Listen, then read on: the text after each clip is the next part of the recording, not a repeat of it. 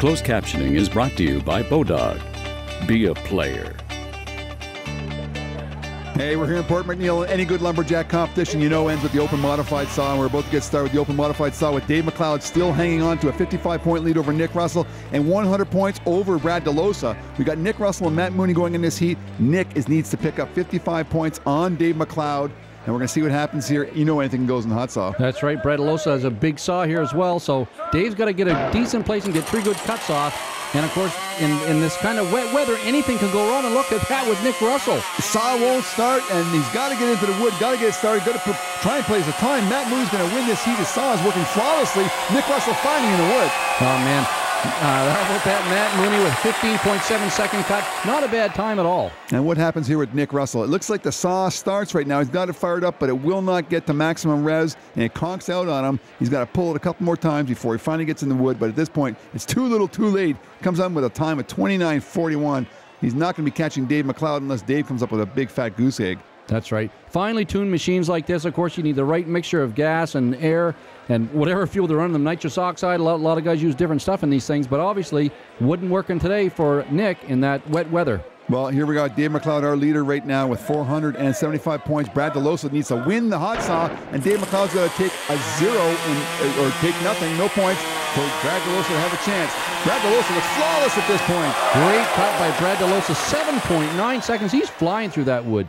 Well, Brad knew exactly what he had to do. He needs to win the hot saw. He's got one of the best saws here. Only going to be challenged by a few saws like Mitch Hewitt's and Dave McLeod's. He puts in 3 good, clean cuts with a 7.90. It's going to be tough to beat. Mitch Hewitt still to come, Terry Basso to come, and Dave McLeod, he struggles to a 16.95 in that heat. That's right, and actually, for Brad DeLosa to do well, of course, nobody can beat him either. In order to tie for the overall at the end of the day, he has to have a flawless cut, win first place in the hot saw, and hope Dave McLeod doesn't finish or finishes really low. Well, Mitch Hewitt, I think, is running Carl Bischoff's saw. His father-in-law is not here this weekend. Terry Basso with a production saw, with a modified production saw, and Terry Basso having the same struggles as Nick Russell did earlier with these production saws. That's right. The wet weather really wreaks havoc on those.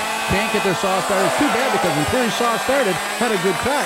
Mitch Hewitt does great in the hot saw, coming up with a second-place finish and a 10.46. But this is the way to do the hot saw. You can't always guarantee on a flawless performance, but Mitch has got a pretty good one right here. That's right. You see his pipe wrapped underneath. He's standing on these long pegs, keeps the saw a lot closer to the wood. You don't have to reach down quite as far.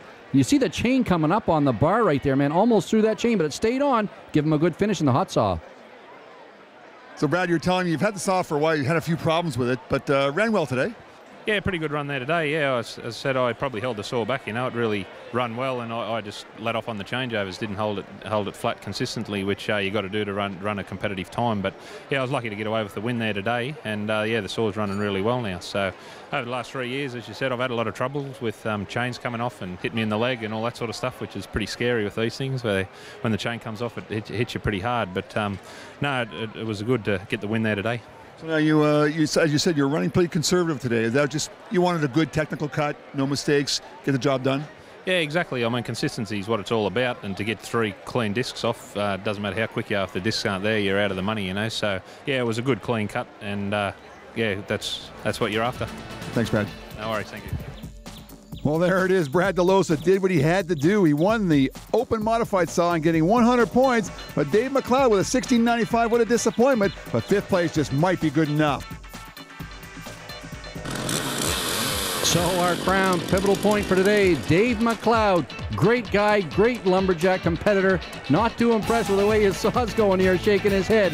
But he did what he had to do. Dave needed a few points in the hot saw, puts in a decent cut, gets himself 10 points in the hot saw. And that makes him our lumberjack of the day, just edging out Brad DeLosa. Dave comes up with 485 points, and as Rod mentioned, the 10 points were critical in winning the Port McNeill Lumberjack competition here out in northern Vancouver Island.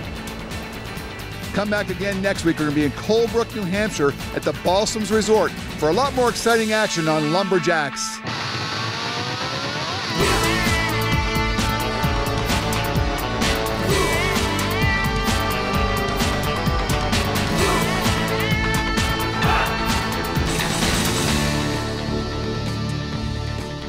Lumberjacks is sponsored by Echo, professional quality, ask any pro. Crown, protect, maintain, save. Bodog, Be a player. Red Pine Wilderness Lodge. Simply unreal fishing.